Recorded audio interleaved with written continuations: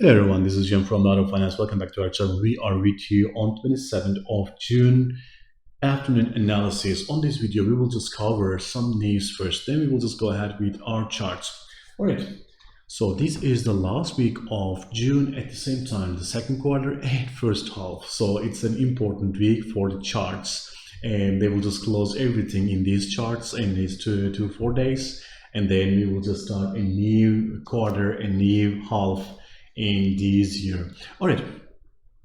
So before starting the video, let's speak about the recent news. So the recent news, G7 countries are just getting together in Germany, and they are speaking about the future of this Russia-Ukraine war, and they are just committing that they are submitting that they are together, and then they will just do everything needed for these problems. It's kind of something. Just remember that we have a scene last week BRICS meeting in China, and we are alliance as well, not only BRICS, something like that. So we will just see, and that will just kind of revenge of that one. All right. And on these news, we have seen a lot of things about oil, about global currencies, about these military sport. Everything has been spoken, and once the G7 is over, we will see the results in the coming days. All right, let's start with our first chart. As you can see, we are starting with dollar index. Dollar index, and as you can see, it's the playground of its high and lows are just becoming so tight, and right now there is a falling wedge. So this is expected because high dollar, the really valuable dollar, is not something sustainable in the long term, because there is a lot of deficit in government budget because of this, and also trading as well. There are a lot of deficit caused by this high value of US dollar. That's why we see that it's happening. So the playground has just narrowed, and right now we see some declines, and this 104 and 200 level can be something resistance in some days, but as I said, and on this Thursday especially, we will receive personal spending and personal income.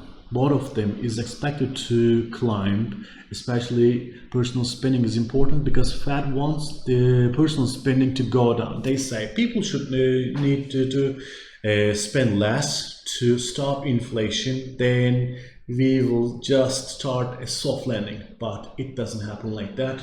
When people just spend less, it happens sharp, and then recession becomes. In a recession moment, we will see lower level of dollar index. That's what the expectation. All right, let's look at our second chart. You are ready to win with us. GAN Markets. All right, the same liquidity problem is happening in gold as well. Our second chart is gold, and as you can see here, high volatility in the mid of June, and right now we are getting end of June and end of second quarter. So the volatility in the market is really less, and then the moves are limited. So this is because of the liquidity. There is not much liquidity in the market. That's why we see rises and declines in short, because this is the final stage before recession. Everybody is expecting what will happen next, and many people are just thinking that let me just tell you, yeah, 4th of July, they are just starting to tell 4th of July is the date they are expecting the recession. And if that happens, then we will definitely see some more decline in gold as well, because everybody will just switch to cash, and on recession time, cash is the king. All right, let's look at what's happening in US oil.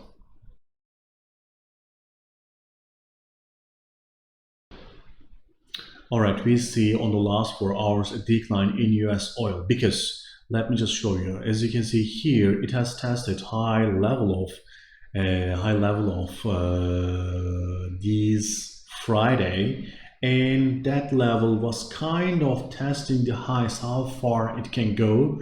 But these slowdown in global economies are just happening, and also the demand side is in China, is only in China is recovering, but that is kind of the difference. Why it's different? Because China is preferring Russian oil right now more than Saudi Arabia oil.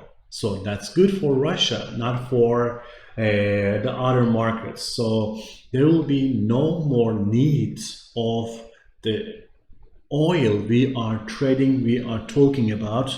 So we are just talking about there is no spare capacity, and because of this Russian embargo by European officials. So if China just prefer the Russian oil because of the incentives, so the other countries will say, all right, we are selling so high, so we should compete with Russian oil, and then they will just start another increase in oil prices and some discounts on that. On G7 meeting as well, they are talking about a kind of alliance, you know, like OPEC is oil producing and exporting countries. They are talking about oil consuming and importing countries, something like that, and they will just set some high ceiling for oil prices. If that happens, we will see some more decline in oil.